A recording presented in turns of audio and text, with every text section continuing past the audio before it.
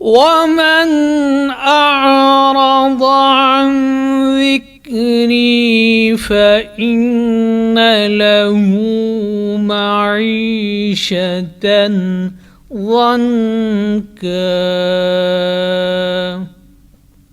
اسلامی مالیات ایک ایسا پروگرام جس میں آپ جان سکیں گے اسلامی مالیات کے اسرار و رموز، تاریخ، نظریہ اور عملی مسائل اور ان کا حل۔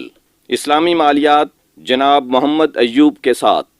پروڈیوسر ندا نعیم، پیشکش رفا انسٹیٹیوٹ آف میڈیا سائنسز۔ بسم اللہ الرحمن الرحیم، الحمدللہ رب العالمین والصلاة والسلام علی رسول الکریم، اما بعد۔ سامعین، اسلامی مالیات نامی کتاب کے تعارفی پروگرام کے ساتھ آج ہم پھر حاضر ہیں، اور آج اس کے 17ویں چیپٹر کے بارے میں بات ہوگی۔ جیسے کہ آپ کو پہلے بتایا گیا تھا، اس کے ٹوٹل 18 باب ہیں، اور اس طرح آج 17ویں چیپٹر کے تعارف کے بارے میں ہم کچھ عرض کریں گے۔ آج کے اس چیپٹر کا عنوان ہے کہ موجودہ بینکاری اور مالکاری نظام پر جتنے اعتراضات بالعموم کیے جاتے ہیں مختلف لوگوں کی طرف سے، علماء کی طرف سے، عوام کی طرف سے، ایون بینکرز کی طرف سے، وہ کیا ہیں اور ان کی حیثیت کیا ہے۔ اور اس کا مقصد یہ ہے، جب پوری کتاب لکھی گئی تو اس میں پہلے اس کے مسودے میں یہ چیپٹر شامل نہیں تھا، تو اس کے جو پبلشر ہیں ان کے تقاضے پر یہ چیپٹر اس لیے لکھا گیا کہ ایز اے ٹیکسٹ بک، درسی کتاب ہونے کے حوالے سے وہ سارے اعتراضات جو کیے جاتے ہیں ان کے جوابات کو ایک چیپٹر میں سمو دیا جائے۔ تو اس حوالے سے یہاں جو جائزہ لیا گیا ہے وہ جو تھیوری اور پریکٹس ہے دونوں کو محیط کرتا ہے۔ سب سے پہلے تو یہ کہ اہم سوال پیدا ہوتا ہے کہ جب سارے مسلمان ربا کو حرام قرار دیتے ہیں اور اس کو یہ سمجھتے ہیں کہ اللہ اس کے رسول کے ساتھ جنگ ہے، تو پھر ابھی تک اتنے سال گزرنے کے باوجود مسلمانوں کی ایک بڑی تعداد اسلامی بینکوں کو چھوڑ کے دوسرے سودی بینکوں سے کاروبار کیوں کر رہی ہے؟ یعنی کیا وجہ ہے کہ وہ مانتے بھی ہیں کہ سود کا جو کاروبار ہے یہ بہت ہی ایک گھناؤنا جرم ہے، اور چونکہ ہماری 95% آبادی مسلمان ہے، اسی طرح دنیا میں مسلمانوں کی آبادی تقریباً 1.2 ارب ہے، اس کے باوجود اب کسی بھی ملک میں بشمول سعودی عرب ایون جو سارے کے سارے لوگ جو بینک اکاؤنٹ مینٹین کر رہے ہیں، بینکنگ کر رہے ہیں، اس کو کیوں نہیں اپنا رہے؟ تو اس کی سب سے اہم وجہ جو سامنے آتی ہے وہ یہ ہے کہ اسلامی بینکاری نظام جو اس وقت مروج ہوا ہے پچھلے 3-4 دہائیوں میں، وہ اپنا آپ منوا نہیں سکا۔ دوسرے لفظوں میں اس پر اس کی کریڈیبلٹی کے بارے میں بہت سے لوگوں کو شکوک و شبہات ہیں، تو اور انہی کے بارے میں بات کرنا جو ہے اس چیپٹر کا بیسیکلی موضوع ہے۔ تو جب قارئین اس کا مطالعہ کریں گے، ہمیں امید ہے کہ ان سارے کے سارے جو اعتراضات ہیں ان کا کچھ نہ کچھ واضح طور پر جو اس مقصد ہے وہ سمجھ میں آ جائے گا۔ بہرحال تھوڑا سا تعارف ہم اس میں کرا دیتے ہیں کہ نظریاتی اعتبار پر سب سے اہم جو ہے وہ یہ ہے کہ لوگ ربا، جس کا معنی ہم سود یا انٹرسٹ کرتے ہیں، اس کی ڈیفینیشن کے بارے میں ہی ان کی رائے جو ہے وہ واضح نہیں ہے۔ بہت سے لوگوں کا خیال ہے کہ ربا کو ڈیفائن نہیں کیا گیا۔ کچھ لوگ کہتے ہیں کہ وہ ربا جو اس دور میں تھا جب قرآن پاک نازل ہوا تو آج وہ نہیں ہے، یہ کمرشل انٹرسٹ ہے، وہ پہلے والا دوسرا تھا، اس میں ایکسپلائٹیشن تھی، آج جو ہے وہ بزنس کے لیے لوگ لیتے ہیں، تو یہ اور چیز ہے۔ تو اس حوالے سے سب سے پہلے یہاں یہ بات کی گئی ہے کہ یہ ساری چیزیں جو ہیں یہ ایک کنفیوژن پر مبنی ہیں۔ یہ بات اب اٹل، یعنی اس پہ اجماع ہو چکا تمام علماء کا، بلکہ تمام امت کا، اور خاص طور پر جو پچھلے چند سالوں میں جو صورتحال اسلامک گلوبل فائنانس کی ہوئی ہے، اس کے مطابق تو یہ واضح ہے کہ اس دور کی جتنی خرابیاں ہیں جو اکنامکس اور اکانومیز میں ہیں، اس کی وجہ یہی ربا ہی ہے۔ اور اس کے علاوہ یہ ہے کہ قرآن پاک ایک واضح اصول دیتا ہے، اور وہ اصول یہ ہے کہ قرضے کے اوپر، اب قرضے کی کوئی بھی شکل ہو، قرض یا جس کو ہم انگریزی میں لون یا ڈٹ کہتے ہیں، لون یا ڈٹ کی کوئی بھی شکل ہو، اس کے اوپر کوئی ارننگ، اس کو اپنی ریٹرن کا ذریعہ بنانا جو ہے وہ ربا لینا ہے، اور اسلام اس سے منع کرتا ہے۔ چنانچہ اسلامک فائنانس کا کوئی بھی ایسا شعبہ، وہ بینکاری ہو، وہ انویسٹمنٹ بینکنگ ہو، وہ اسٹاک مارکیٹ ہو، جس میں یہ سودی بزنس آ جائے، وہ اس کو اپنا نہیں سکتا۔ تو اسی طرح پھر اور آگے بڑھتے ہوئے کہ اعتراضات کیے جاتے ہیں، ایک اہم اعتراض یہ ہے کہ آج کے دور میں انفلیشن ہے، افراط زر ہے، تو افراط زر کی وجہ سے جو قرض دینے والا ہے اس کو اجازت ہونی چاہیے کہ وہ انڈیکسیشن کر کے اتنی اماؤنٹ واپس لے لے کہ اس کی کم از کم جو پرچیزنگ پاور وہ ہو جائے. تو اس کا اس میں زیادہ لیا گیا ہے اور نتیجہ یہ نکالا گیا ہے کہ ایسی بات نہیں ہے.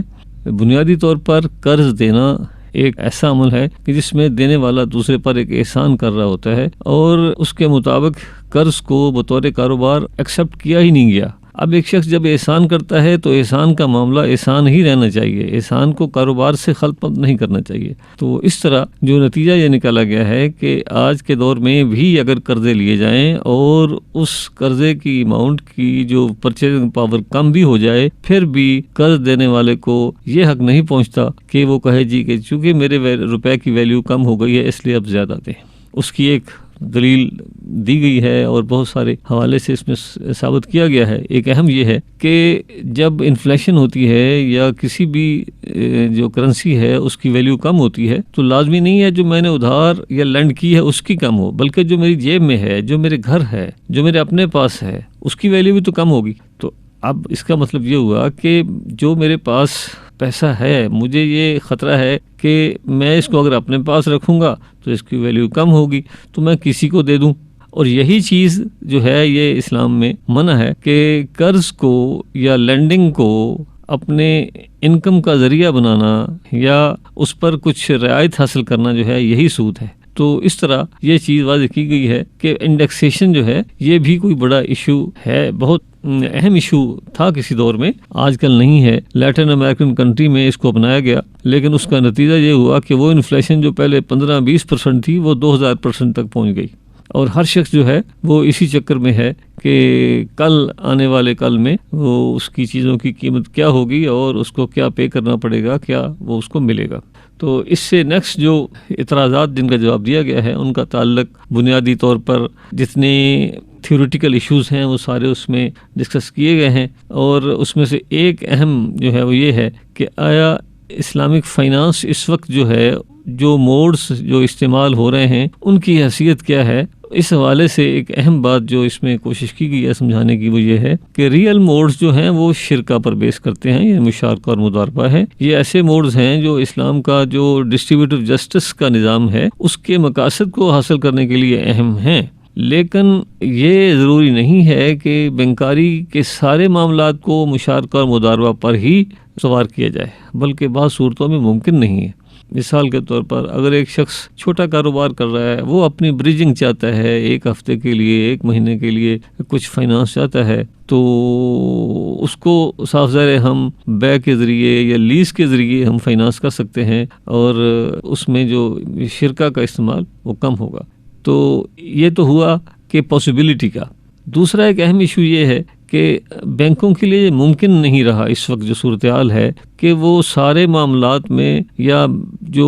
اکثر معاملات میں بے یا لیز کی بجائے مشارکہ کو استعمال کریں. اور اس کی وجہ یہ ہے کہ اس وقت رسک جو ریٹرن رسک ہے وہ بہت زیادہ ہے. آپ جانتے ہیں کہ اگر کوئی شخص کسی عام آدمی کو بھی فائنانس فراہم کرتا ہے تو اس میں پھر وہ اس کو خطرہ ہو جاتا ہے کہ وہ کہیں کرپشن اور اس طرح کی چیزیں اور ڈس آنیسٹی. تو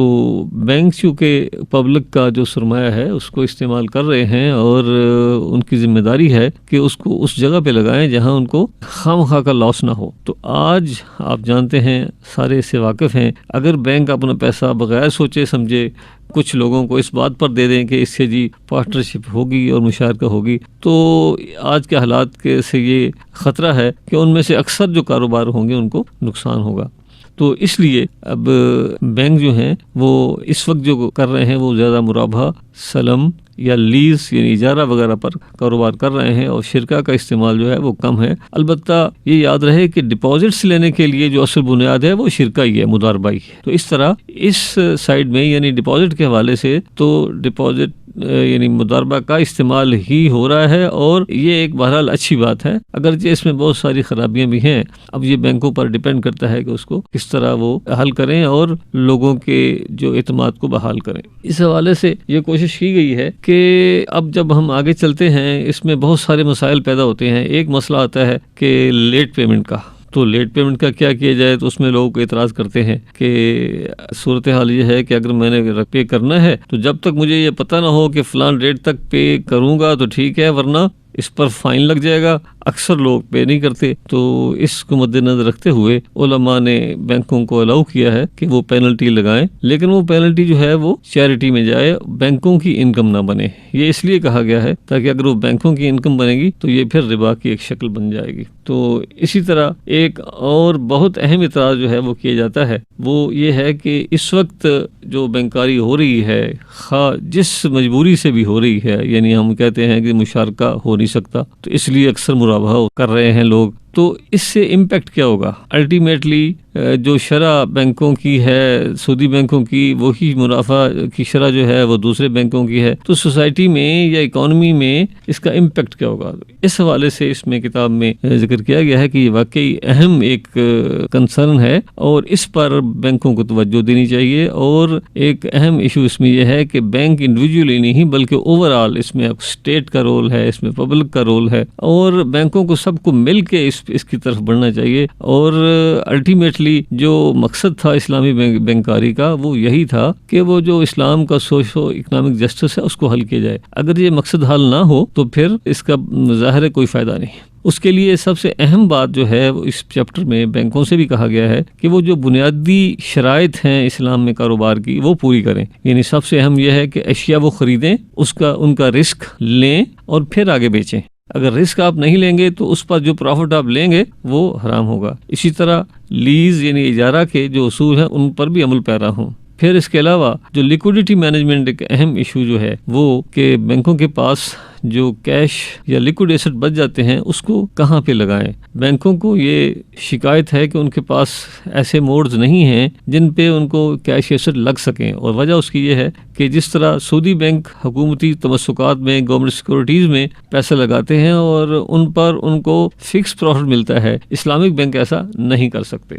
تو اس حوالے سے یہ ایک اہم بات تو ہے کہ لیکوڈیٹی مینجمنٹ کے لیے ان کو انسٹرومنٹ ہونے چاہیے۔ اب سکوک وغیرہ آ بھی گئے ہیں، لیکن جو اصل چیز ہے وہ یہ ہے کہ بینک یاد رکھیں، اسلامک بینک کے جو اسلامی شرائط ہیں وہ پورا ہونا بہت ضروری ہے۔ کاروبار جس طرح بھی ہو، جیسے بھی ہو، کم ہو زیادہ ہو، جب ہم کہتے ہیں کہ اصل جو امتیازی نشان، جو امتیازی اہمیت جو اسلامی بینکنگ یہی ہے کہ that should be Shariah compliant. تو اگر شریعہ کمپلائنس نہیں ہے تو پھر آپ کاروبار جتنا بڑھا دیں وہ بیکار ہے۔ چنانچہ اس میں تمام اعتراضات کا جائزہ لیتے ہوئے یہ کوشش کی گئی ہے کہ کچھ اعتراضات تو ایسے ہیں جو لوگوں کی لیک آف اویئرنیس کی وجہ سے ہیں، حتیٰ کہ کچھ شریعہ اسکالرز کی اویئرنیس کا بھی پرابلم ہے۔ اسی طرح بینکس کی بھی اویئرنیس میں نہیں ہے، بینکس میں ٹریننگ نہیں ہے۔ کچھ جو اعتراضات ہیں تو وہ اس لیے ہیں، لیکن کچھ اعتراضات ایسے ہیں جو جینون ہیں اور وہ یہ تقاضا کرتے ہیں کہ اسلامک بینکس صحیح معنوں میں کاروبار کریں، اور وہ کاروبار ایسا ہو کہ اس میں واضح طور پر کوئی ریئل سیکٹر ایکٹیویٹی جنریٹ ہو اور اس میں لوگوں کو کاروبار ملیں، لوگوں کو روزگار ملے، اور صحیح منافع جو ہے وہ بینک کمائیں اور بینک اس صحیح منافع کو آگے اس میں خرچ کریں۔ تو اس حوالے سے جو کچھ ایشوز ہیں ان کو ہی ہائی لائٹ کر دیا گیا ہے کہ یہ وجہ ہے، اور خاص طور پر جو اس وقت اہم ایشو ہے وہ یہ ہے حکومتی مالکاری، یعنی حکومت بہت بڑی جو ایک کلائنٹ ہے بینکوں کی۔ اس وقت بھی تقریباً اسلامک بینکوں کا بھی جو 45% جو ڈپازٹ پول ہے وہ انہی میں لگا ہوا ہے، تو باقی جو سعودی بینک ہیں وہ بھی۔ تو اب پرابلم یہ ہے کہ اگر حکومتی سطح پر کوشش کی جائے کہ اس کی فائنانسنگ بھی اسلامک